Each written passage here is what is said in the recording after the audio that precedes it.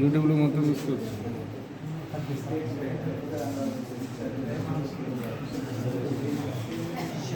Right sir. So already చూసుంటారు మీరు, idea ఉంటుంది. ఎవరైనా తెలియని వాళ్ళు ఉంటే చూడండి. సో నేను ఒక 5 balls తీసుకున్నాను సార్ ఇక్కడ. సో ఒక దారంతో దీన్ని టైప్ చేసేసాను, ఫిక్స్ చేసేసాను. సో నేను ఒక బాల్ తీసుకున్నాను సార్. ఇక్కడ 4 balls ఉన్నాయి. సో ఇదొక యూనిట్ అనుకుందాం, ఇదంతా ఒక యూనిట్. ఇదొక వస్తువు, ఇదంతా ఒక వస్తువు. అంటే మనం జనరల్గా అర్థం చేసుకోవడానికి ఏంటంటే ఒక చిన్న ఇయాన్ కార్ అనుకుందాం, ఇది ఒక లారీ అనుకుందాం, రైట్? సో ఇది వెళ్ళి లారీని కొట్టింది అనుకుందాం.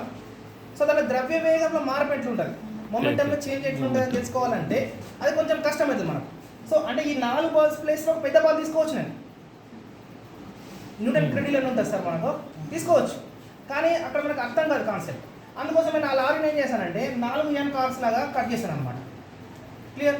ఓకే. సో ఇప్పుడైతే నేను దీన్ని ఆ విధంగా కొట్టాను, ఒకటి మాత్రం బయటకు వచ్చింది. అంటే ఏదైతే ద్రవ్య వేగం ఇక్కడ అప్లై అవుతుందో అంతే ద్రవ్య వేగం, అంటే అభిఘాతానికి ముందు అభిఘాతం తర్వాత ద్రవ్య వేగంలో మార్పు లేదు. శక్తి నేను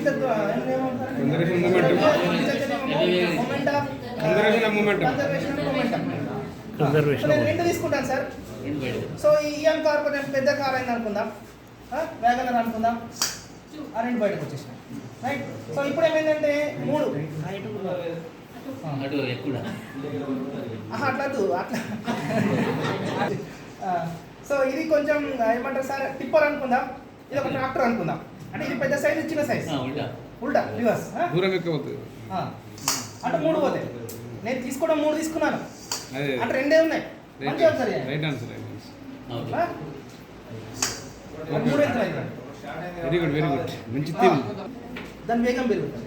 ఇట్లా మనము కన్జర్వేషన్ ఆఫ్ మొమెంటమ్ను ఇలాంటి బాల్స్ తీసేసుకొని లో కాస్ట్ ఆ న్యూటన్ క్రెడిల్ మనం బయట కొనాలంటే దగ్గర 1000 రూపాయలు ఉంటుంది సార్. సో ఇది 10 రూపీ ఒక బాల్ 50 రూపీస్లో అయిపోతుంది.